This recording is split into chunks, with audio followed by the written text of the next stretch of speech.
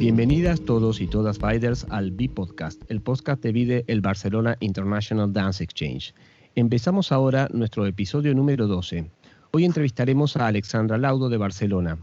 Alexandra es comisaria independiente y fundadora de Heroínas de la Cultura, es licenciada en Humanidades y posgraduada en Gestión Cultural por la Universidad Pompeu Fabra de Barcelona y maestra en Artes Visuales por la Universidad de Nueva York. Alexandra empezó su carrera en la Fundación Tapias, donde fue directora de prensa y comunicación durante 7 años. En el año 2015 fue una de las participantes del Curator Lab, un programa de investigación curatorial del Konstfack University en Estocolmo.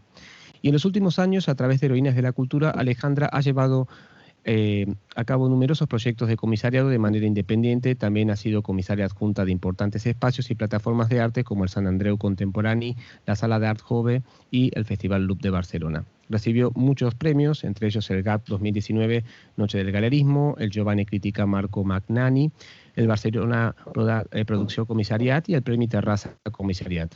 También escribe regularmente sobre cultura contemporánea para Be Guided y para la plataforma de crítica ADESC, así que tiene un más que profundo background detrás. Bienvenida al B-Podcast, Alejandra Laudo. Hola Sebas, muchas gracias.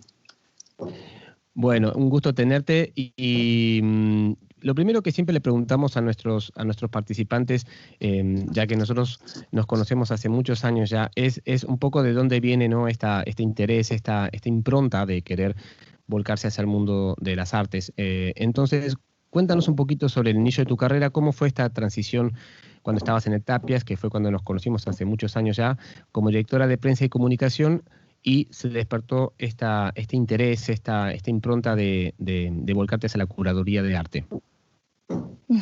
Sí, la verdad es que fue un proceso muy natural y muy orgánico. No fue un cambio radical, sino algo que se fue produciendo de manera progresiva. Yo en la Fundació Tapias, que es un museo de arte contemporáneo, llevaba, como tú dices bien, toda la parte de comunicación y de prensa, pero aunque la Fundación es una institución con bastante reconocimiento y prestigio, el equipo de trabajo es bastante pequeño. Con la cual cosa, mi tarea, igual tal vez a diferencia de la que hacen otros responsables de prensa y comunicación en instituciones mucho más grandes, no era solo la de mediar entre la institución y los medios de comunicación o el público, sino también la de generar los contenidos, todos los contenidos textuales, por ejemplo, del dossier de prensa, pero también, más allá de esto, pues la de realizar entrevistas con los artistas, etcétera, etcétera. Con lo cual era una dirección de prensa muy centrada en la producción de contenidos textuales e interpretativos, por lo tanto. Esto en el fondo es algo que está muy presente y que es un pilar muy importante del trabajo de comisariado, ¿no? El de generar textualidad que contextualice la obra de arte o el trabajo, la práctica artística de un creador. Con lo cual, toda esta parte de desarrollo e interpretación textual ya estaba de entrada desde siempre muy presente en lo que yo hacía. Después también pasó que incluso dentro de la Fundación empecé también a veces a coordinar algunas presentaciones fuera de la institución, algunas actividades. En algunos proyectos también colaboré con el Departamento de Producción de Exposiciones, con lo cual no me era ajeno ese vínculo con el desarrollo de los proyectos expositivos. Y me gustaba mucho.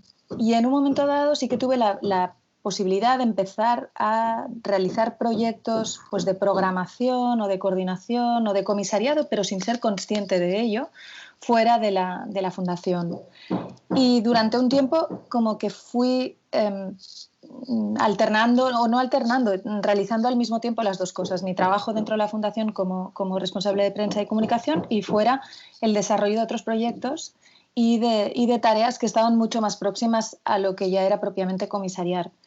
Esto sucedió durante un tiempo relativamente corto, y en un momento dado sí que sentí que llevaba mucho tiempo realizando tareas de prensa y comunicación, que me gustaba mucho, podría haber seguido en ese cargo, pero que había otro campo, ¿no?, que cada vez estaba descubriendo más, que era el del comisariado, que me atraía mucho y en el que me apetecía más como profundizar.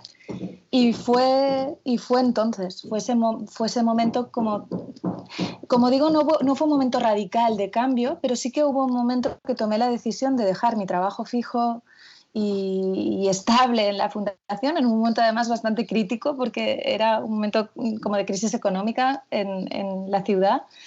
Y en la ciudad y bueno, internacionalmente, pero que se notó mucho aquí y especialmente en el campo de la cultura siempre las crisis se resienten más. Y en ese momento, a pesar de esta situación difícil, yo decidí como abandonar ese trabajo e intentar empezar una carrera como comisaria independiente o continuarla o dijéramos que consolidar un poco más aquello que había estado ya haciendo un tiempo en conjunción con mi trabajo permanente, pero sin una dedicación completa. Bueno, esto es muy interesante también, ¿no, Alexandra? Porque no todo el mundo se anima, ¿no?, a dejar un lugar estable, un salario fijo, etcétera, y apostar, ¿no?, por esto que nos estás compartiendo. Y como No, en como efecto se necesita un punto de locura, yo creo, ¿no? De absoluto, ¿no? conciencia.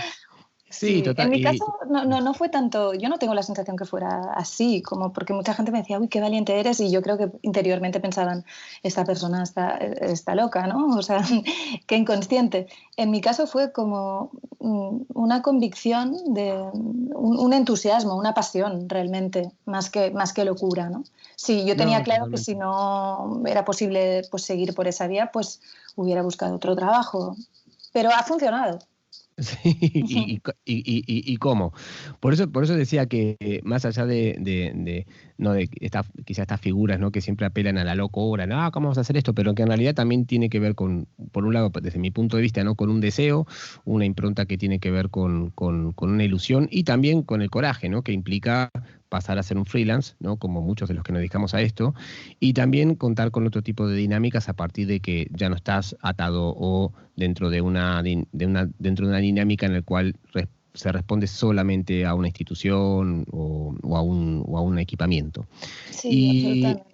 y en este caso, digamos, como en este camino fluido, ¿no?, que como bien decís, no fue de un día para el otro, ni de repente, bueno, a partir de ahora voy a ser curadora, sino que se fue construyendo y constituyendo y armando mientras estabas en la Tapia. ¿Qué fue lo que te fue inspirando para volcarte a la curaduría? Si recuerdas algún momento o algunos eventos o alguna de las exposiciones que curaste que de alguna forma te llamaron hacia empezar a construir tu camino. Sí, mientras todavía estaba en la Tapia tuve la posibilidad de coordinar y programar durante 2 ediciones el Festival Loop de Videoarte. Y fue una experiencia compleja pero muy interesante. Y allí ya hubo un primer contacto profundo con lo que es la gestión directa de contenidos, la programación, que sin ser una tarea exactamente curatorial se le parece mucho. Y después hubo otra experiencia muy, muy grata que creo que fue bastante decisiva para mí, que es que también mientras trabajaba en la institución salieron unas plazas en la Sala d'Arjova que por primera vez invitaban o abrían la posibilidad de contar con agentes externos que ayudaran a las personas que dirigían el espacio en aquel momento, Chuma Sánchez y Uriol Fondevila, a colaborar con ellos para desarrollar la programación y acompañar los proyectos artísticos. Entonces eso fue toda una tarea de toda una temporada en la que estuve con otros comisarios y agentes del sector de las artes visuales, no necesariamente o exclusivamente comisarios, les gustaban también la posibilidad de trabajar con perfiles híbridos y con un grupo de artistas.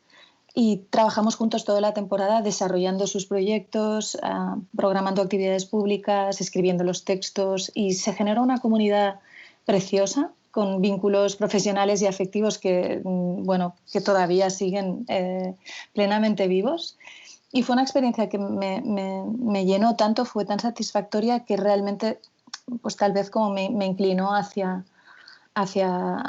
tomar esa decisión. Pero también hubo un factor personal que para mí fue muy importante y es que fui madre de mi primer hijo Y al contrario igual de lo que le pasó, o de lo que le puede pasar a otras personas, que igual al tener un hijo pues sienten que tienen que afianzar, que no es momento de tomar decisiones radicales o arriesgadas, sino que tienen que afianzar la seguridad, la estabilidad, etcétera. A mí me pasó al revés. Fue una experiencia como tan intensa que me puso muy en contacto con aquello que realmente quería hacer y que me motivaba más. Y era como, después de pasar por esa experiencia, me era difícil renunciar a esta inquietud y a este interés tan vivo que tenía por empezar a trabajar de una manera mucho más cercana a los contenidos artísticos. Entonces fuera, yo creo, esa suma de experiencias profesionales por un lado y experiencias personales. También el hecho de que había trabajado ya durante mucho tiempo en la Fundación Toni Tàpies, que fue una experiencia profesional maravillosa, pero que también yo creo que hay momentos en que está bien cambiar, ¿no? y pasar a otra etapa. Totalmente. Bueno, nombrás momentos personales y momentos profesionales. Y también me parece que sería interesante porque hemos hablado en otros podcasts, ¿no? De que cuando la gente, sobre todo que escucha, da por sentado ciertas cosas. Y nosotros no, por supuesto, no queremos dar por sentado nada, sino decir, bueno, si este camino que se te fue construyendo también, ¿cómo entendés vos la curaduría? O sea, ¿qué es para ti la curaduría, antes de entrar en otras preguntas que te queremos hacer para profundizar tu camino?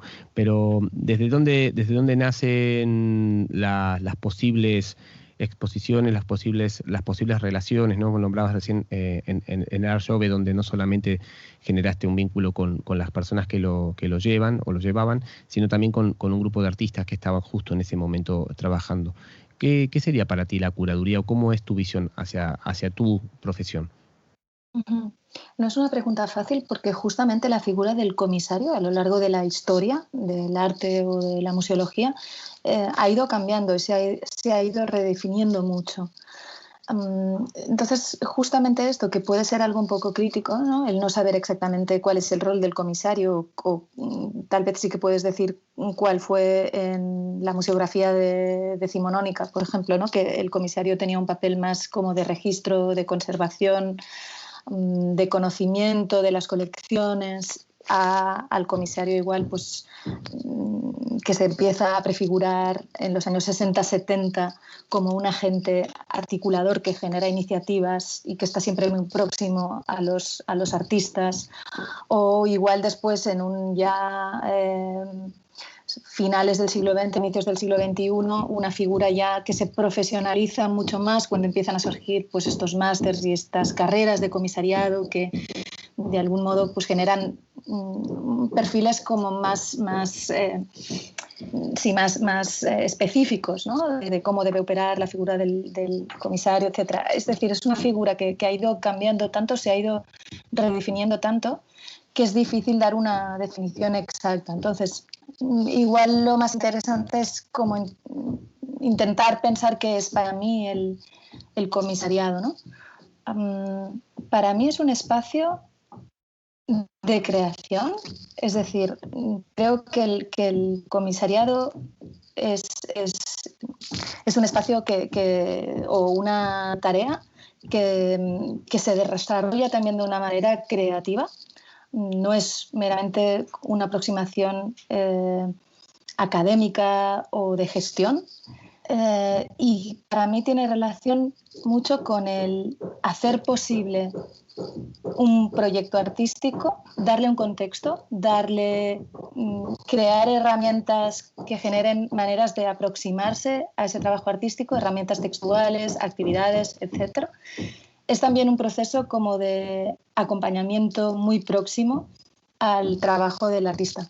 Igual esta es la vertiente que más destacaría, ¿no? El comisario como alguien que trabaja juntamente con el artista, ya no acompañándolo en su proceso de creación, pero sobre todo acompañándolo y pensando conjuntamente cómo esa creación se formaliza en un espacio de mediación como puede ser una exposición o un programa de cine o cualquier otro formato, ¿no? Es decir, los artistas generan proyectos, después y crean obras de arte, etcétera. Después hay un momento de que ese proyecto se presenta en un contexto, ¿no? Y se abre.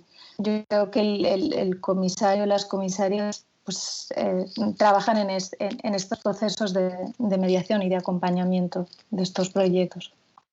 Buenísimo, queda clarísimo y es muy cierto lo que decís, que no siempre es fácil, ¿no? Sobre todo cuando es una actividad que ha ido transformándose, bueno, como bien decís, o por lo menos para mí también, estos últimos 40 años ha cambiado muchísimo, ¿no? Este rol y este nombre, ¿no? Y a partir de ahí surge la pregunta, ¿no? ¿Cómo nació o cómo fue el origen de Heroínas de la Cultura, ¿sí? Y cómo funciona Heroínas de la Cultura, que es un poco la actividad o el nombre a través del cual haces muchas de tus actividades. Sí, también es algo que se ha ido transformando. Es decir, es un nombre que empecé a utilizar justamente cuando estaba trabajando en la Fundación Toni Tapias, pero empezaba a realizar cosas fuera. Y era una manera de distinguir lo que hacía desde la institución con aquello que hacía fuera de ella.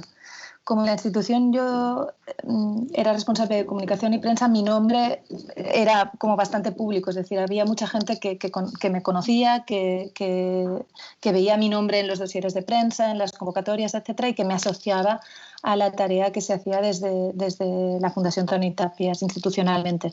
Entonces yo sentía que como para distinguirlas claramente esos dos ámbitos, mientras compaginaba ambas actividades, estaba bien como que aquello que fuera que yo realizaba fuera de ese ámbito llevara otra especie de nombre adicional. Y empezó de esta manera, como algo formal, dijéramos nominal. Después sí que había la voluntad de pensar, bueno, igual puede ser una plataforma para acoger, no solo para desarrollar mis proyectos, sino para acoger e impulsar los proyectos de otras personas. La verdad es que como cada vez fui trabajando más y de una manera como más intensiva en mis proyectos de comisariado, pues no hubo tiempo de desarrollar esa otra parte más plural o más colectiva. Y hubo un momento en que pensé, no sé si seguirlo llamando plataforma o si seguir utilizando este nombre o no. Pero lo tenía tan presente y lo había estado utilizando tanto que era como que si lo dejaba ir me faltaba alguna cosa, ¿no? Entonces, sí, como una especie de anexo, de apéndice al que te acostumbras y ya acaba siendo una parte desde la que te defines. Y entonces pensé que había algo en ese nombre colectivo y en esa declinación femenina en plural que me gustaba, ¿no? Y que también me interesaba toda esta confusión que genera el hecho de que esté mi nombre y después este nombre más colectivo y femenino, que esa confusión también estaba bien y también no me pasó de preocuparme a igual ser algo que podía vivir positivamente, sobre todo en un momento en que había como mucho ego del comisario estrella y mucha individualización de esa figura del comisario. Entonces, como operar en ese marco como más confuso, ¿no? Entre una singularidad y un plural, me parecía que estaba bien. A veces todavía me cuestiono si es algo que tengo que seguir utilizando, ¿no? Pero bueno, ahí estaba apareciendo ese nombre junto al mío en muchas ocasiones. Bueno, cuestionarnos es parte, ¿no?, del trabajo. Coincidís conmigo, ¿no?, que no siempre es un trabajo asertivo en el cual estamos manejándonos sobre certezas, sino que el cuestionamiento también es parte de la reflexión. Totalmente. Y no estar seguro de las cosas es algo que puede ser también positivo e interesante. Totalmente. Y obviamente después vamos a venir al hoy, ¿no? Pero te quería preguntar sobre Heroínas de la Cultura, ¿cómo recordás ahora en perspectiva y en qué año fue, digamos, las primeras exposiciones, muestras o trabajos que realizaste con esto? Pues la verdad es que ya bastante como había esa voluntad justamente de la que te hablaba, de distinguir lo que hacía fuera de lo que hacía dentro de la institución, pues en el momento en que empecé, yo creo que en el Festival Loop no, pero en el momento en que empecé a hacer cosas, por ejemplo, desde la Sala Jove, creo que ese nombre ya lo estuve utilizando. Entonces es algo muy, muy incipiente. En el momento en que comienzo a desarrollar proyectos de comisariado de programación, ese nombre ya está, ya aparece. ¿Y cómo recuerdas las primeras experiencias bajo este nombre y bajo este, llamémosle, umbrella, ¿no? Que les gusta tanto a los americanos, ¿sí? Para no decirle plataforma. Sí, y las primeras, que en el fondo son las primeras experiencias pues, de proyectos curatoriales ya fuera del marco institucional, ¿no? Los primeros Claro. proyectos que llevo a cabo. La verdad es que los recuerdo con mucha ilusión, con mucho entusiasmo, y en el fondo tampoco siento que ahora, después de pues, casi 8 años de una trayectoria ya pues, regular como comisaria independiente, tampoco siento que aquel lugar de enunciación desde el cual trabajaba haya diferido tanto. Es decir, sí que pues he realizado unos cuantos proyectos más, pues igual he tenido la oportunidad de trabajar en colaboración con instituciones más importantes, he realizado también proyectos fuera a nivel internacional, pero la verdad es que cuando yo me pienso a mí me veo muy con una misma actitud desde entonces, ¿no? No siento que estuviera trabajando de una manera muy distinta ahora, no en cuanto a pensamiento, en cuanto a contenidos, no, obviamente hay una experiencia que va creciendo y se va enriqueciendo, pero sí en cuanto a disposición, en cuanto a actitud, en cuanto a entender desde qué lugar trabajo. A mí me gusta siempre trabajar como con ilusión, con entusiasmo, con exigencia hacia mí y creo que esto se ha mantenido, diría. Sí, sí, sí, no queda dudas. Realmente yo que he tenido la posibilidad de ir a ver algunas de tus exposiciones, siempre se nota y aparte, bueno, porque nos conocemos claramente, se nota tu mirada ahí, no está para nada escondida. Y dentro de estas experiencias tuviste una muy importante que fue participar del programa del Curator Lab en Estocolmo. ¿Cómo recordás esta experiencia? ¿Cómo sentís que transformó o dio algún impacto sobre tu carrera? Sí, mira, y ahora justo es bueno que me hagas esta pregunta en este momento porque justo cuando te estaba acabando de responder la otra, ¿no? En este sentido asertivo de afirmar o reafirmar que tampoco siento que mi actitud o mi manera de relacionarme con los proyectos haya cambiado tanto, igual sí que es preciso mencionar un cambio y que para mí tiene que ver justamente con esa experiencia en Estocolmo. De algún modo, cuando empecé a realizar proyectos de comisariado, yo propiamente no había estudiado un máster oficial en comisariado. Entonces, hay de algún modo una cierta preocupación por intentar hacer profesionalmente las cosas. Y yo creo que lo que me aportó Estocolmo y el marco de Curator Lab era, primero, bueno, una experiencia muy valiosa a nivel permitida por la posibilidad de esos encuentros con comisarios internacionales en los que se trabajaba de una manera a través del formato de seminario, ¿no? De discusiones, de debates, de lecturas, con invitados que venían a presentarnos sus proyectos, etcétera. Más allá de la experiencia propiamente a nivel del trabajo que se desarrolla allí en colectivo, y que pasaba mucho por la experimentación, por el poner en cuestión, por todas estas cuestiones de las que tú hablabas al inicio, ¿no? El no estar seguro, el dudar, el compartir, el trabajar críticamente sobre los propios proyectos, etc. Más allá de esto, se produjo algo muy interesante para mí, que es que normalmente pues, cuando yo realizo un proyecto lo realizo pues, para una institución o para una plataforma o escribo un texto para un libro, etcétera, etcétera. Allí era un marco como de seminario, de experimentación, de estudio, en el que además teníamos que llevar a cabo un proyecto, ¿no? Pero era un proyecto que yo llevaba a cabo para mí, no lo estaba haciendo para ninguna institución, lo hacía en el marco de esta universidad, pero disponía de un dinero que me daban la universidad y de un acompañamiento tutorial. Pero, en definitiva, si aquello salía mal, pues bueno, no había repercusión más que igual pasar un poco de vergüenza o no, pues para nadie de una manera como muy explícita o muy, muy negativa, ¿no? Es decir, es un espacio de experimentación, de ensayo, de error, y si nos estrellamos, pues bueno, pues tampoco es grave. Cosa que en otros momentos no pasa. Es decir, tú tienes una responsabilidad con un museo y entonces igual trabajas más, no con menos libertad, pero sí con más preocupación por la posibilidad del error o del fracaso.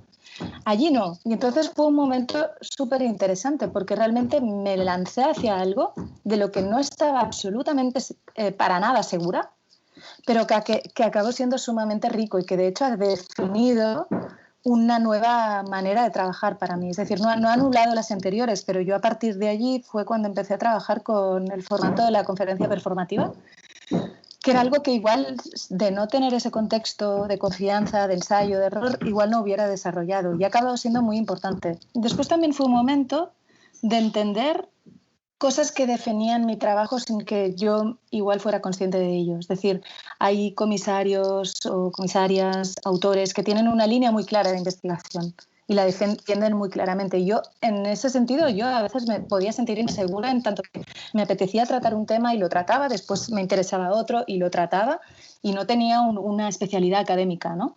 Pero allí entendí que sí que eran... Vi de repente todos los elementos comunes que tenían mis proyectos o que había unos intereses y una manera de trabajarlos que los recorría a todos. Y aquello fue pues, después de un tiempo y después también de ejercicios de tener que reflexionar sobre mi práctica curatorial. Entonces, todo eso fue una eclosión que se produjo ahí en Curator Lab en Estocolmo y que realmente ha tenido una incidencia muy, muy clara en mi manera de trabajar. Ahora mismo me siento con mucha libertad delante de los proyectos y es una libertad que gané allí, justamente cuando nadie esperaba nada de mí, por decirlo de algún modo, ¿no? No había una institución, era, bueno, tú estás aquí para experimentar, para inventar algo. Y en ese intento descubrí muchas cosas. Y dentro de las cosas que descubriste, ¿no? Porque por un lado pareciera, ¿no? que no haber sido dogmática, quizá no te quiero para nada definir, pero digamos que tu camino ha sido más el de ser una agnóstica, ¿no? Y que eso ha constituido toda este poliedro, ¿no? de actividades y de artistas con los que estás colaborando. También hablabas de las prácticas, ¿no? Que a nosotros en VIDE es muy, muy fundamental, ya que participa gente de 30 y pico de países en estos 13 años que llevamos ya. Y siempre cuando te encuentras con otras prácticas o cuando ves otro tipo de profesionales, siempre despierta la curiosidad, ¿no? Porque hay muchas formas de hacer, de ser, de estar, etcétera. Entonces, ¿sentís que luego de este paso por Estocolmo también te permitiste o pudiste poner en contraste tus prácticas con las de curadores de otros países, de otras realidades? Esa es la primera pregunta. Y la segunda es, ¿cómo te hizo esto también reflexionar con respecto al entorno cultural en el que estás, que es Barcelona, Cataluña, etcétera, con respecto a otros entornos? Porque también el entorno social en el que uno está delimitan y definen la cultura con la cual estamos por lo menos conviviendo en cotidiano. Siendo una persona que viajó tanto y vio otros momentos, también era una segunda pregunta que quería plantearte. Sí, totalmente. Sí, claro, en ese marco en el que además participábamos, además de yo, pues había 7 otros comisarios, comisarias internacionales y por supuesto allí se pusieron en común y en debate maneras de aproximarse y de entender el hecho curatorial, ¿no? Muy enriquecedoras, muy interesantes. Igual no tan marcadas por el contexto cultural de cada persona, sino pues como decía, ¿no? Como formas de aproximarse. Yo creo que a veces también la disciplina desde la que vienes condiciona tu manera o enriquece o te da una visión concreta de la manera como te aproximas al comisariado. El comisariado es una posición a la que se puede acercar personas de diferentes disciplinas, ¿no? Es decir, tú trabajas más, por ejemplo, en el campo de la danza y la coreografía, y hay gente de este campo que acaba desarrollando proyectos de comisariado, por ejemplo, sobre más performativos, ¿no? En este contexto de Curator Lab había una persona que venía desde el campo de la creación artística y la música, había una persona que venía desde la arquitectura, y todo este tipo de miradas poliédricas fueron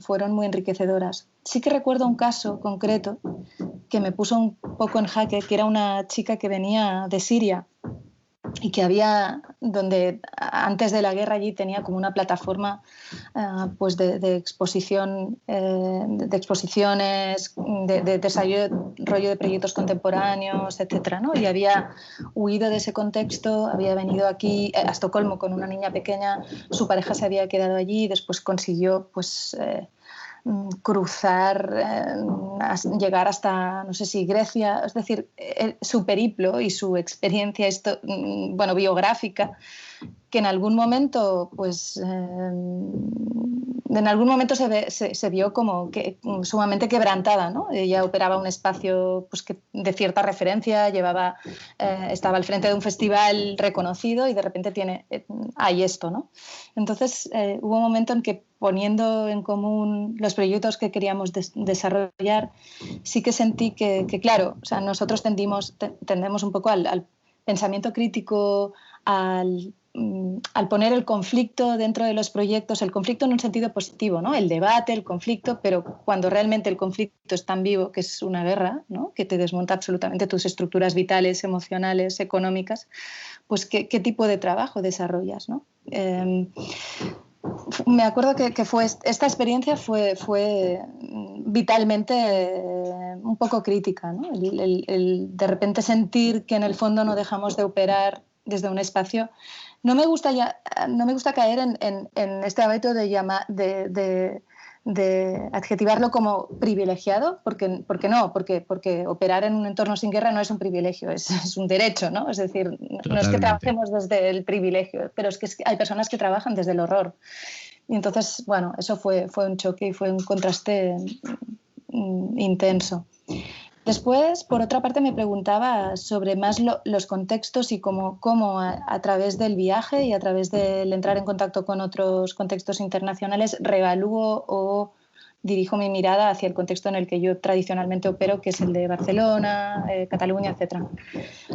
A mí todos los viajes y las aproximaciones a otros contextos que son muy ricas y muy interesantes, siempre me refuerzan, en el fondo, una intuición que ya tenía antes, pero es que es así, que es que yo siento que en nuestro contexto, al menos a nivel de artes visuales, que es el que yo más conozco, se trabaja, o sea, hay creadores fantásticos y hacen proyectos realmente buenos y hay mucha calidad en las propuestas, mucha calidad, una criticalidad muy interesante. Es decir, yo siempre veo que es un contexto donde pasan cosas y donde se crean cosas con mucho nivel. Otra cosa es que realmente los recursos con los que se trabaje y la potencialidad de dar visibilidad a esos proyectos a nivel internacional o el hacer sostenibles esos proyectos y esas carreras a lo largo del tiempo sea viable o no, o tenga sus debilidades. Esto es una cosa que tiene más que ver con las políticas.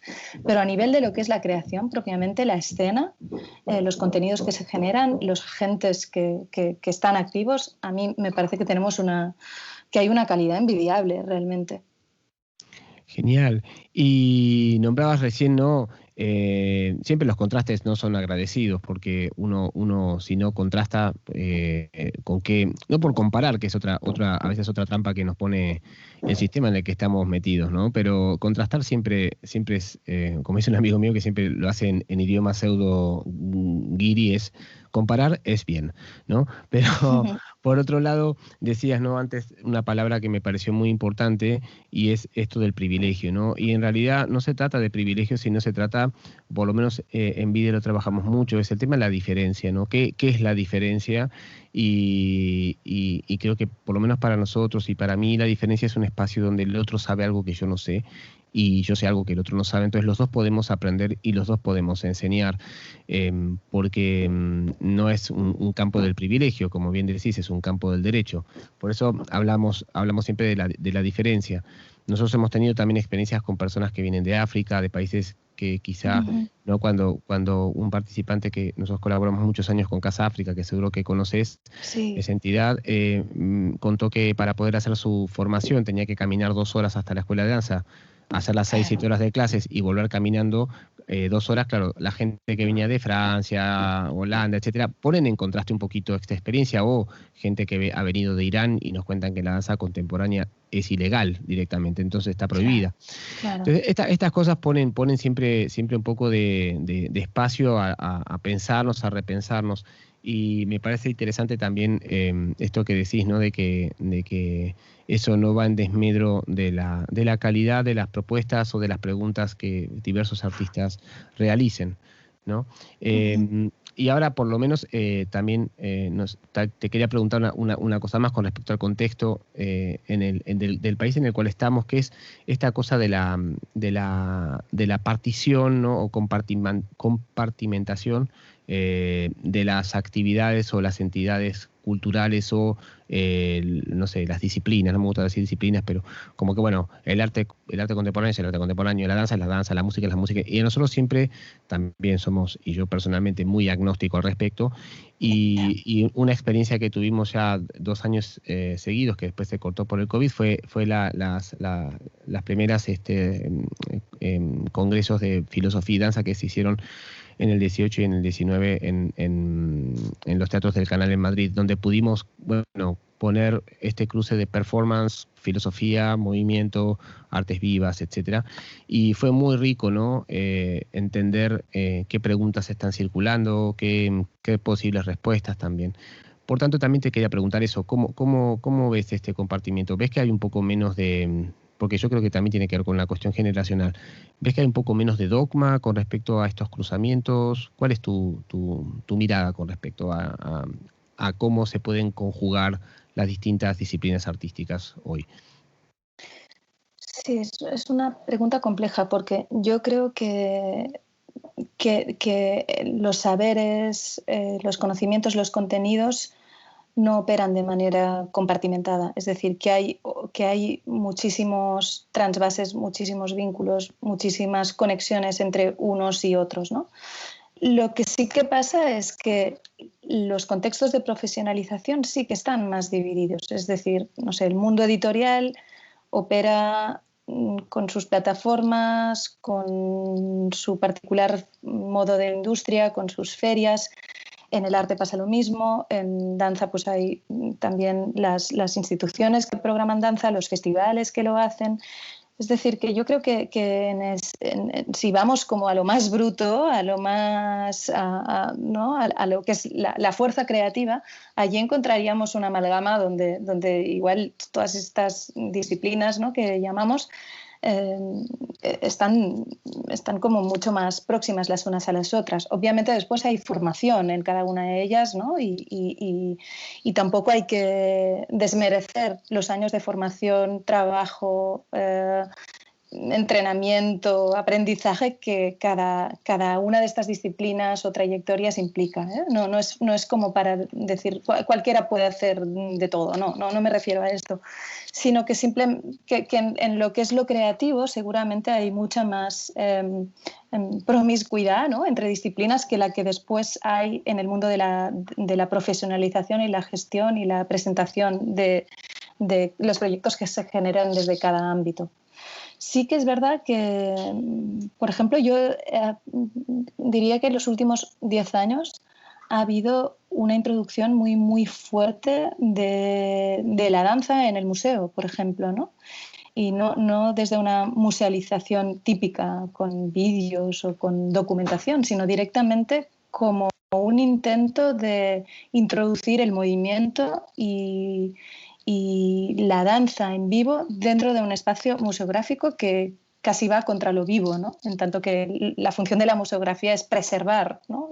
mantener, conservar en un estado de inalterabilidad, ¿no? Entonces, todos estos ejercicios que se han hecho, no sé, con proyectos pues, con Jérôme Bel, Xavier Leroy o el proyecto del Museo de la Danza, creo que es en Montpellier, ¿no? Si no me equivoco, bueno, son son proyectos que a mí me parecen muy interesantes justamente porque lo que van es a intentar dinamitar o poner en cuestión esas separaciones, a veces un tanto arbitrarias, y que tienen que ver más con el mundo de la profesionalización que igual no tanto con el mundo propiamente de la creación. Yo creo que en la creación hay más versatilidad y más conexiones y más puesta en común.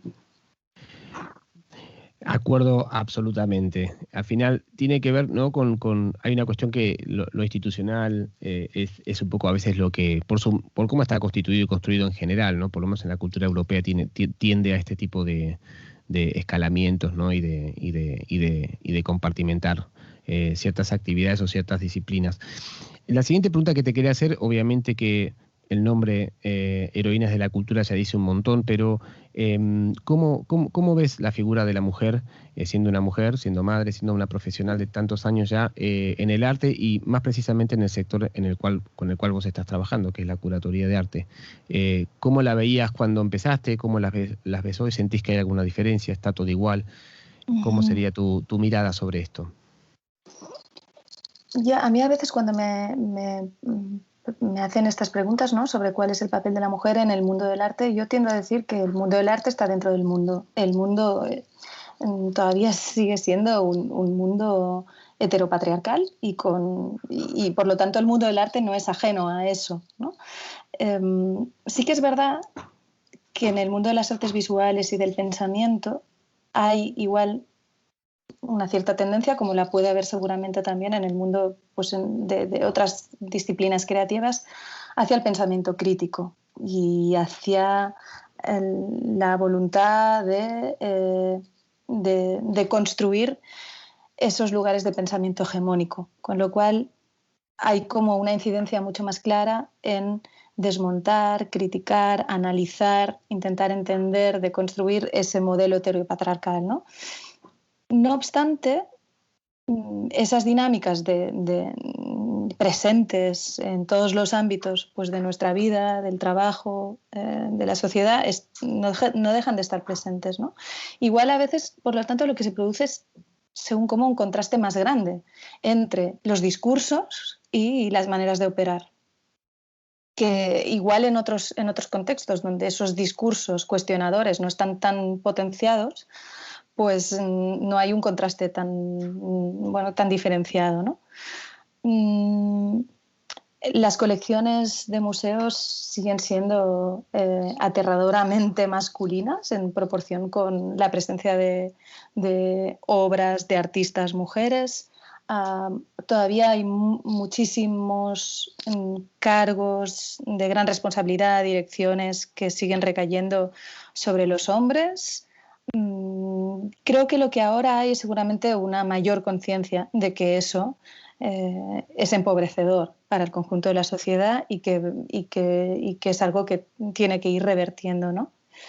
Pero sí, yo diría que, como resumen, pues que el mundo del arte no es ajeno al resto del mundo y, por tanto, las inercias y las dinámicas más hegemónicas también se reproducen en nuestro mundo. Sí, claramente. Y dentro de este contexto que nos describís, ¿cómo sentís que hace ya unos años en Europa empezó a aparecer con mucha potencia el performing gender, del cual en este caso en VIDE sí, es nuestro tema transversal hace 2 años en los laboratorios que realizamos? ¿Y cómo se relaciona con esto que nos acabas de describir, con este mundo que nos acabas de describir?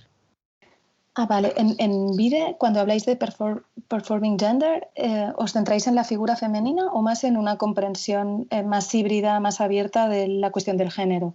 Bueno, en relación también al cuerpo, etcétera. Nosotros en las dos direcciones, básicamente lo que planteamos es una base a través de las cuales las temáticas de los B-Labs, cada uno pueda encararlas después como quiera, ¿no? Pero digamos, esto nace también de un vínculo muy, muy profundo con toda una serie de plataformas, festivales que están funcionando en Holanda y con muchos de los artistas que han venido a participar, y a partir de ahí surgió, ¿no? También. Así que no tenemos como un dogma de lo que es performing gender, sino que es una pregunta abierta. Por eso también te lo hacemos desde ese lugar a ti. Sí, yo creo que igual también, sí, en los últimos años hay una presencia muy fuerte, muy importante de los estudios y los trabajos de género, de una voluntad de entender el género desde perspectivas más culturales, como construcción, una apertura hacia lo queer y lo trans, entendiendo estas categorías como algo que va más allá propiamente de este género intermedio, ¿no? Sino con esta voluntad de entender el intersticio, la no definición como un lugar de potencia y como un espacio crítico. Yo creo que esto está como muy presente.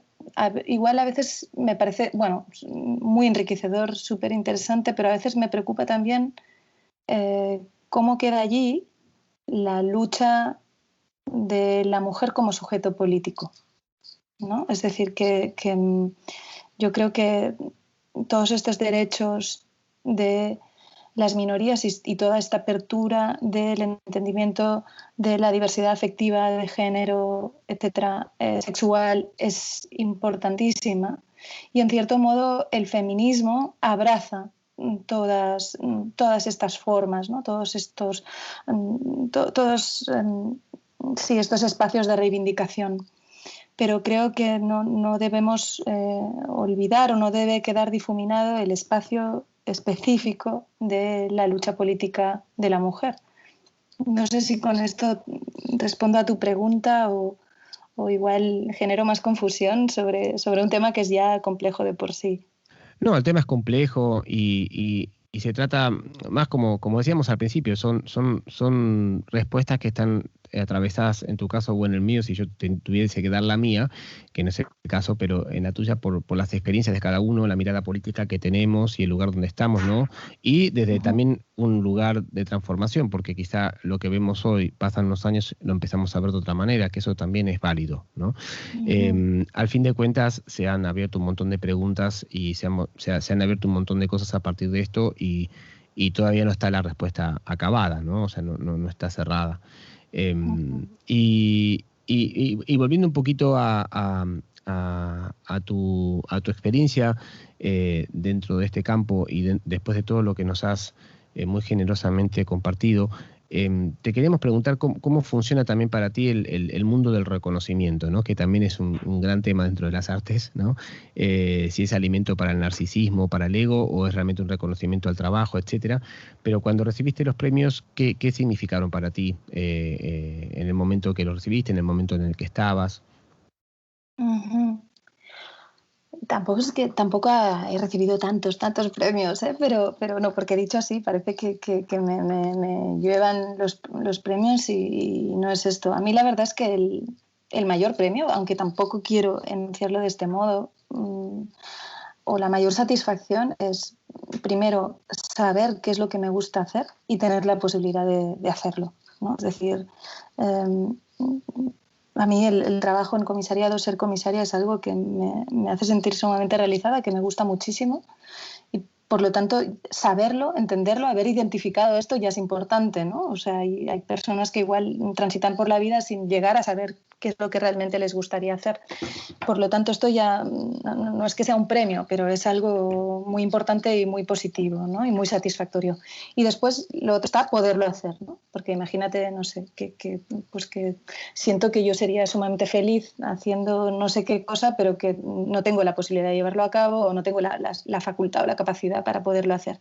Entonces esto ya me parece de entrada un punto de partida fabuloso y un premio constante para mí. Después, en mi trabajo diría que hay dos tipos de premios, así simplificando muchísimo. Una tipología de premios son de algún modo convocatorias, concursos, podríamos decir, donde uno presenta un proyecto y si este proyecto es elegido o dijéramos premiado en algunas ocasiones, lo que ofrece es una posibilidad de llevarlo a término. Es decir, el premio en ese caso es la posibilidad de trabajar. No es un premio, dijéramos, como autónomo en sí mismo, sino que es el decir, vale, has poco como en los concursos pues, de arquitectura, ¿no? Vale, tu proyecto ha sido seleccionado, lo puedes llevar a cabo. A veces la manera de presentarlo no tanto como una convocatoria o un concurso público, sino como un premio es también porque, bueno, pues por cuestiones de fiscalidad, etcétera, ¿no? O de un marco legal o institucional que favorece igual que como premio, pues no sé exactamente, desconozco estas cosas, pero sí que hay terminologías entre beca, convocatoria, premio, que son un poco híbridas y que en el fondo después también lo que acaba siendo no es tan diferente, sino que es una manera de presentarlo. Eso sería una línea de trabajo. Entonces yo creo que es una línea, cuando empiezas a trabajar, es una manera de tener la posibilidad de hacer proyectos, ¿no? Irte presentando, muchas veces no los ganas, a veces sí, y cuando los ganas tienes la posibilidad de trabajar, y cuando no los ganas no deja de ser como una especie de gimnasia o de ejercicio constante pues de musculación, ¿no? Sí, ¿no? Yo muchas como una veces hay maratón, gente ¿no?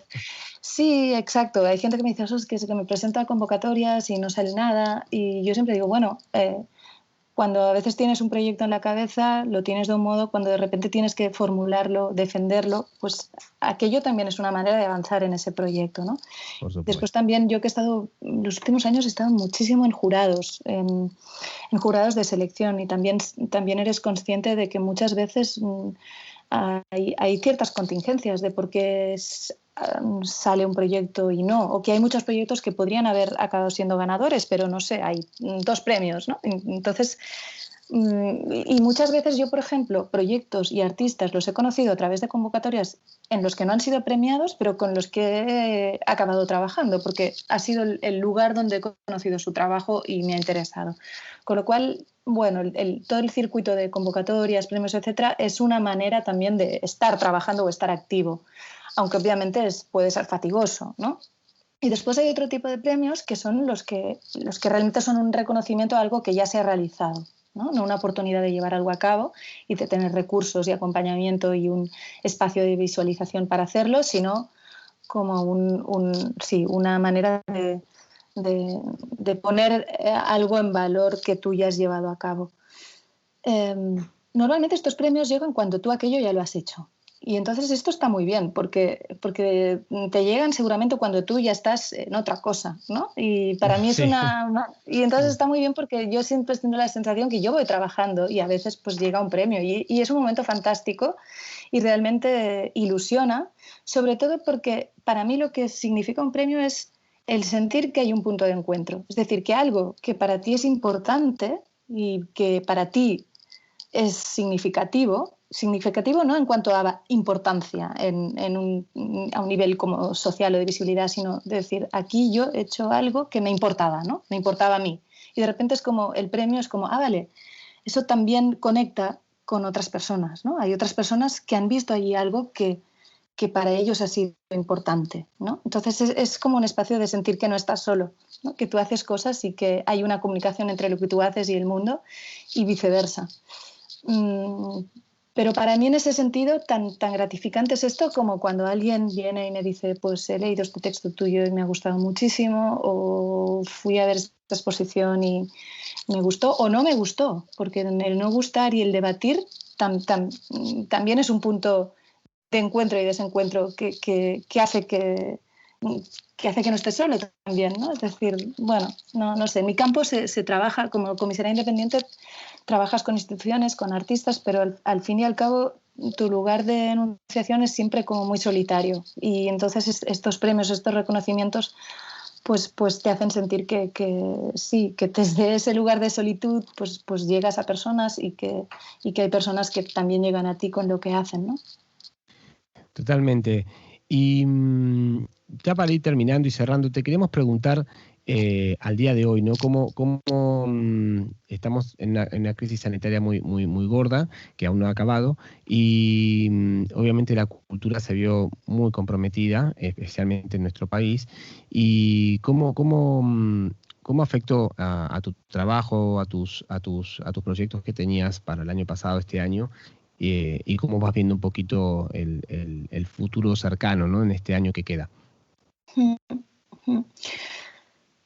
Sí, es complejo. A mí me afectó como a muchas personas o como a ti que también desarrollas proyectos internacionalmente, en que hubo unos viajes y unos proyectos que tenía que realizar fuera que acabaron o cancelados o se acabaron reconvirtiendo en un formato online y fueron algo muy distinto a lo que supuestamente tenía que ser en origen, ¿no?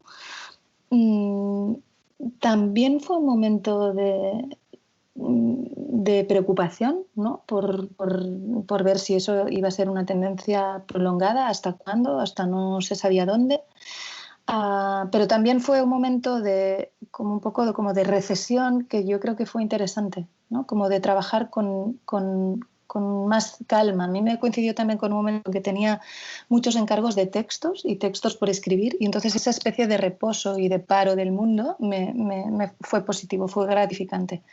Después, en relación ya más allá de mí, ¿no? De lo que es el campo de la cultura, yo igual sí que he sentido, y querría no equivocarme, que así como en la crisis anterior, la cultura era fácilmente aquello que primero se cuestionaba y aquello en lo que más se recortaban presupuestos de entrada, ¿no? O de lo que se podía prescindir, y políticamente no parecía, casi no estaba ni cuestionado que fuera así, ¿no? He sentido que igual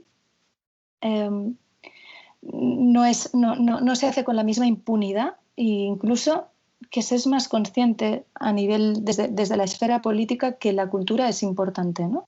Y no solo a nivel político. Yo creo que igual también el hecho de que muchas instituciones estuvieran durante tiempo cerradas, etcétera, ha hecho patente para algunos el papel importante que juega la cultura en nuestras vidas. Entonces creo que hay, al menos, no sé si más conciencia y si esto se va a traducir claramente en un refuerzo de las políticas culturales. Creo que por parte de muchas instituciones sí que lo ha habido, ese esfuerzo de tener en cuenta a los creadores, de generar programas específicos durante este tiempo como para reforzarlos, etcétera, desde instituciones tanto grandes como pequeñas. Yo he visto ciertos esfuerzos para generar cosas, ¿no? Para mantener una cierta actividad o al menos preocupación. Es decir, no había, como digo, igual el cambio es que no hay una impunidad desde la cual decir, pues no, lo social, lo sanitario tiene que pasar por delante de la cultura. Hay más una comprensión de que sociedad, cultura, sanidad es algo más complejo y que convive mucho más, ¿no? Que no está compartimentado.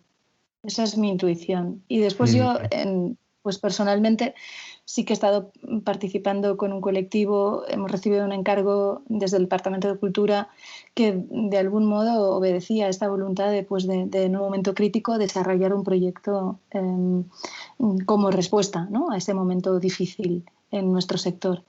Y ha sido muy gratificante, sobre todo porque bueno, igual es una incidencia pequeña, pero nos ha permitido desde ese espacio como de comisariado hacer invitaciones, invitar a participar a muchísimos creadores, ¿no? Sobre todo de las artes visuales, pero también a veces pues, de la música, de la literatura, y ha sido como un radio de expansión desde el cual poder pues, generar un poco de plataformas y espacios de supervivencia. ¿Y cuáles son el futuro más mediano y lejano de Alexandra Laudo para lo que sigue, además de este trabajo que estás haciendo para el Departamento de Cultura?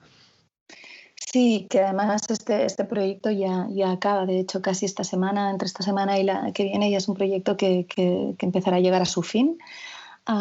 Justo ayer inauguramos una exposición en la capella en la que estoy como vinculada como comisaria externa, dijéramos, una exposición de Jerry Ortín, y por esto ahora mismo no es, pues no, es un presente, ¿no? Inmediato.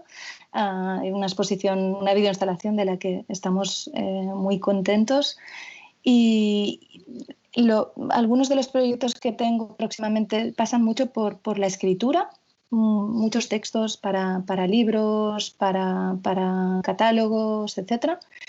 Y hacia finales de año pues participo como comisaria en una bienal, y para el año que viene sí que tengo unos cuantos proyectos expositivos. Este ha sido un año más como de investigación y de escritura, y sí que con algún proyecto más como de visibilidad expositiva, pero el año así de proyectos expositivos va a ser sobre todo el 2022. Y Súper. bueno, estoy en varios proyectos y para no mencionar igual específicamente uno u otro, pues hablaría en estos términos, ¿no? Más de textualidad, bienal, proyectos expositivos, etcétera. Pero bueno, en un trabajo constante, dijéramos. Claro. Bueno, es bonito que aunque no te veamos ahora, igual se intuye que cuando nombras este futuro estás sonriendo, ¿no? Lo cual eso hace ilusión.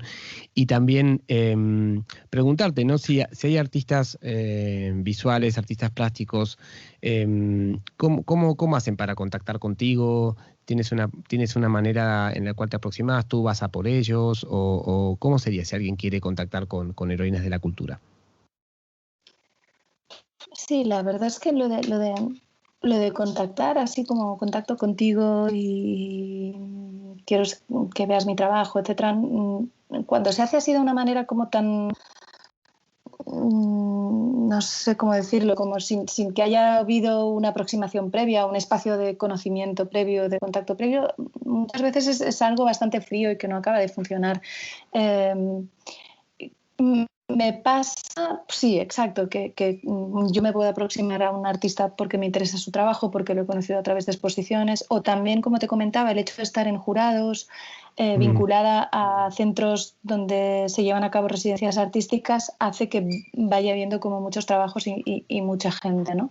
Y es sobre todo pues, en estos marcos de intercambio donde el conocimiento se produce, de hecho, de una manera muy orgánica y muy natural. Es decir, estamos en un contexto que no deja de ser muy pequeño y estas aproximaciones se van dando solas y de manera natural. Y sí, a veces hay alguna persona que me envía un proyecto, que me pide su opinión respecto a algo específico y si es posible o cuando puedo se la doy, pero creo que mm, normalmente siempre funciona más cuando esto surge de una manera como natural, ¿no? Como que se mm. da a través de esos espacios de convivencia que hay en nuestro trabajo. Bueno, muchísimas gracias. Pues te queríamos agradecer muchísimo que nos hayas dado tu tiempo para poder participar de este podcast. Y la verdad que es un placer escucharte y además aprender de todas estas ideas y todas estas miradas que estás planteando, que no solamente son estéticas, ¿no? También detrás hay una idea política, una idea social y eso se aprecia un montón. No, os agradezco yo vuestra invitación, vuestra atención, vuestro interés y también valoro el hecho de que de generar estas interdisciplinariedades, ¿no? O estos vasos comunicantes entre disciplinas y contextos que no siempre están tan juntos como tal vez sería deseable. Muchísimas gracias. Bueno, estuvimos con Alexandra Laudo y participando del B-Podcast de nuestro episodio número 12 y nos vemos en el próximo.